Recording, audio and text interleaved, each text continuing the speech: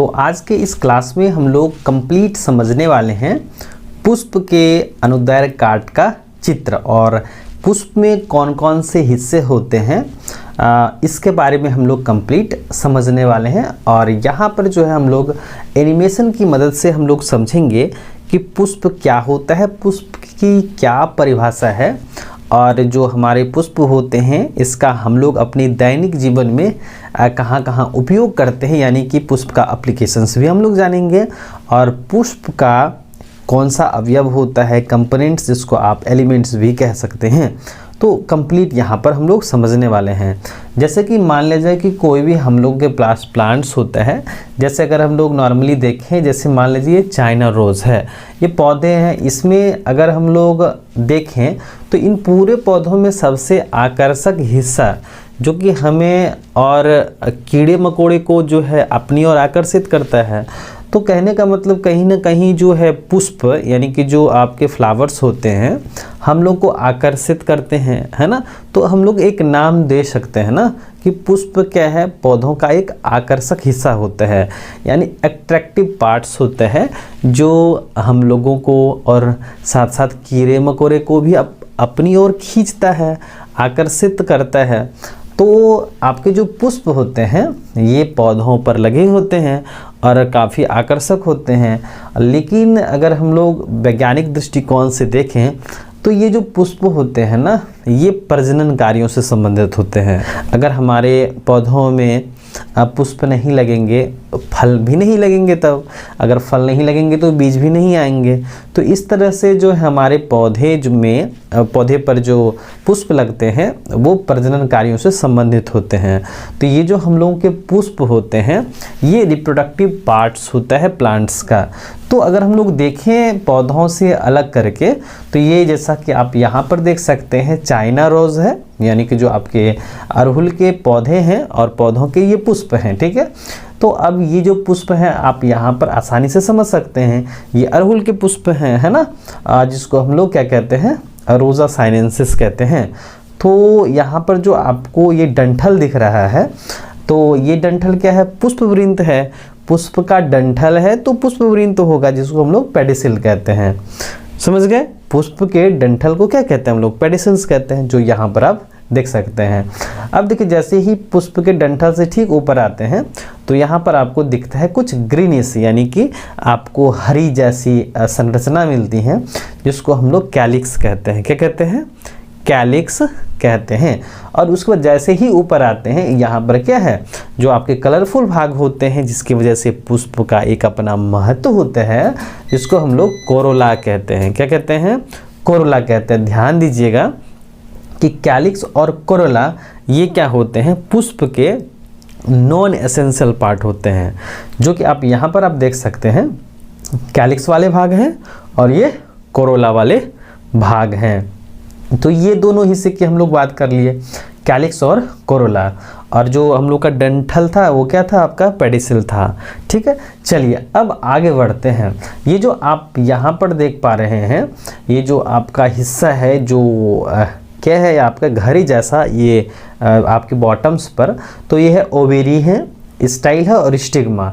ये जो पूरा का पूरा जो है कंबाइंस, ये आपके कहलाते हैं गाइनोइशियम्स, है ना, यानी कि ये जो फीमेल पोर्शंस होते हैं पुष्प के, तो ये कहलाते हैं जायांग कहलाते हैं, जिसको हम लोग क्या कहते हैं, गाइनोइशियम्स कहते हैं। और ये जो आप देख पा रहे हैं ये सारा का सारा क्या है, एंड्रोइशियम, जिसको हम लोग पुमांग कहते हैं।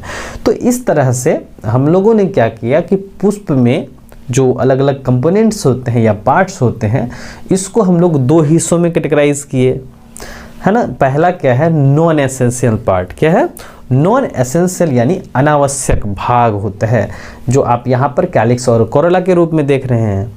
और दूसरा है आपका एसेंशियल पार्ट, यानी कि जो क्या है, प्रजनन कार्यों में क्या करेगा, भागीदारी निभाएगा, उसको हम लोग क्या कहते हैं, आवश्यक भाग कहते हैं, यानी एंड्रोइशियम्स और गाइनोइशियम्स। तो कुल मिलाकर के यहाँ पर पुष्प में 4 तरह के हिस्से हो गए, कैलिक्स, कोरोला, एंड्रोइशियम्स और गाइनोइशियम्स। ये 4 तरह के हिस्से हो गए। अब देखिए ये तो समूह के हम लोग बात कर लिए, कैलिक्स, कोरोला, एंडोसियम, गाइनोइशियम्स। अगर हम लोग इनकी इकाई को देखें तो कैलिक्स की इकाई को हम लोग सेपल कहते हैं। क्या कहते हैं? सेपल, जो आप यहाँ पर डायग्राम्स में देख सकते हैं। उसके बाद है आपका कोरोला। कोरोला क्या होता है? वो पेटल होता है, यानी कि ये क्या होते हैं? काफ़ी आकर्षक होते हैं। फिर आपका एंड्रोइशियम्स है, इनकी इकाई को हम लोग क्या कहते हैं? आपका स्टामेन कहते हैं। और गाइनोइशियम की इकाई को क्या कहते हैं हम लोग? कार्पेल या पिस्टिल कहते हैं। तो यहाँ पर हम लोगों ने देखा कि पुष्प में कितने हिस्से होते हैं? 2 हिस्से होते हैं, एक अनावश्यक भाग और एक होता है आवश्यक भाग, जिसमें अनावश्यक में कैलिक्स और कोरोला आते हैं और आवश्यक में क्या होते हैं? एंड्रोइशियम्स और गाइनोइशियम्स आते हैं। अब आइए यहाँ पर हम लोग एक एक करके देखते हैं। जैसे कि पहला हम लोग का है कैलिक्स है। कैलिक्स जो होते हैं इसको हम लोग फर्स्ट कंपोनेंट्स भी कह सकते हैं, यानी कि यह पुष्प का क्या होता है? प्रथम हिस्सा होता है, जो मुख्य रूप से हरी होती हैं। कैसी होती हैं? हरी होती हैं, पेयर्ड स्ट्रक्चर्स भी होती हैं। और इनकी इकाई को क्या कहते हैं हम लोग? सेपल कहते हैं, जो आप यहाँ पर आसानी से देख सकते हैं। ये क्या है? आपके कैलिक्स हैं। क्या है? कैलिक्स। और कैलिक्स की इकाई को हम लोग क्या कहते हैं? सेपल कहते हैं। चलिए, दूसरा है आपका पेटल, यानी कि ये पेटल बहुत सारे मिलकर के बनाते हैं, कोरोला बनाते हैं। मतलब जो दूसरा भाग है वो हम लोग का कोरोला। कोरोला क्या है? एक समूह का नाम है, ग्रुपिंग का नाम है। और इनकी इकाई को हम लोग क्या कहते हैं? पेटल कहते हैं। अगर आप ध्यान से देखिएगा कि अलग अलग पौधों में जो पुष्प लगे होते हैं उनमें कोरोला का जो डिज़ाइन होता है, कलर होता है, वो अलग अलग होता है। और इन्हीं की वजह से क्या होता है? पुष्प का अस्तित्व होता है। जैसे मान लिया जाए कि अगर पुष्प से इन कोरोला वाले हिस्से को अगर हटा दिया जाए तो पुष्प की क्या महत्ता रह जाएगी, है ना? तो जो कि आप यहाँ पर समझ ही सकते हैं, है ना? तो ये क्या है? आपके कोरोला। कोरोला क्या होता है? ये सेकेंड कंपोनेंट्स होते हैं। ये क्या होते हैं? कलरफुल होते हैं, यानी रंग बिरंगे होते हैं। और ये पॉलिनेशंस में मदद करते हैं। अगर पॉलिनेशन नहीं हो तो फर्टिलाइजेशन नहीं होगा, और जब फर्टिलाइजेशन नहीं होगा तो फिर हमारे पास जो पौधे हैं वो प्रोडक्ट्स नहीं बना पाएंगे। तो कोरोला का काफ़ी महत्व है, जो कि आपके पॉलिनेटर्स को अपनी ओर आकर्षित करते हैं। उसके बाद है एंड्रोइशियम्स। क्या है? एंड्रोइशियम, जिसको हिंदी भाषा में हम लोग पुमंग कहते हैं। अगर हम लोग यहाँ पर देखें तो पुष्प का ये नर भाग होता है, यानी कि ये मेनली प्रोडक्टिव सिस्टम्स होते हैं।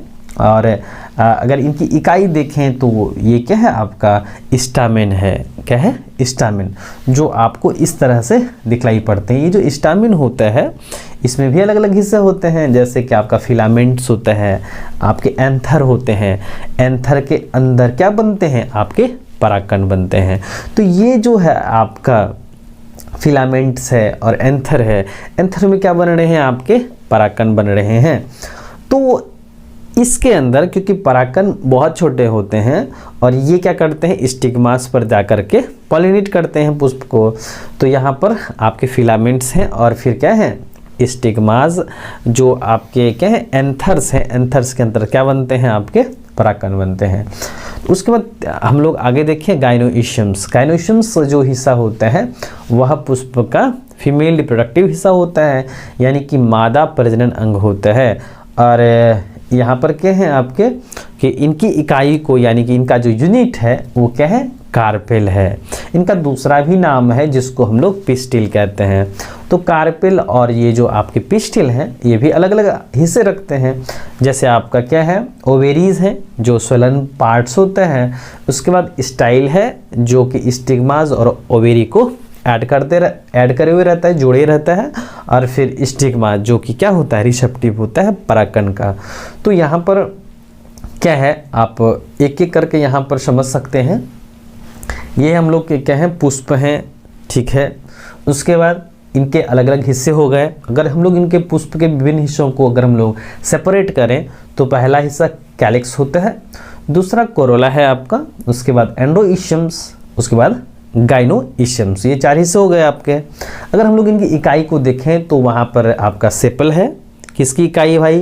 कैलिक्स की इकाई सेपल हो गई, पेटल्स हो गई कोरोला की इकाई, एंड्रोइशियम्स की इकाई स्टामेन हो गई, और फिर जो है गाइनोइशियम की इकाई को हम लोग कार्पेल या पिस्टिल कहते हैं। तो यहाँ पर आपको ध्यान में रखना पड़ेगा, जो आपकी अलग अलग परीक्षाओं में इससे पूछे जाते हैं, खास करके जो आपके 10th और 12th के होते हैं एग्जामिनेशंस, उसमें भी और आपकी कॉम्पिटिटिव एग्जामिनेशंस में भी बहुत सारे इससे टर्म पूछे जाते हैं, है ना, कि पुष्प के कितने हिस्से होते हैं, कौन से भाग लेते हैं, खास करके परागन वाले पोर्शन से, है ना, तो परागकण कहाँ बनता है। इस तरह से आपको बहुत सारे प्रश्न पत्र देखने को मिलते हैं। तो आज हम लोगों ने यहाँ पर देखा कि पुष्प का क्या महत्व होता है, क्योंकि ये हम लोगों के पौधों का प्रजनन हिस्सा होता है, आकर्षक हिस्सा होता है। और अगर हम लोग इनकी उपयोगिता देखें ना, तो पुष्प का उपयोग हम लोग तो सदियों से करते आ रहे हैं, जैसे माला बनाने में, डेकोरेशंस में भी करते हैं।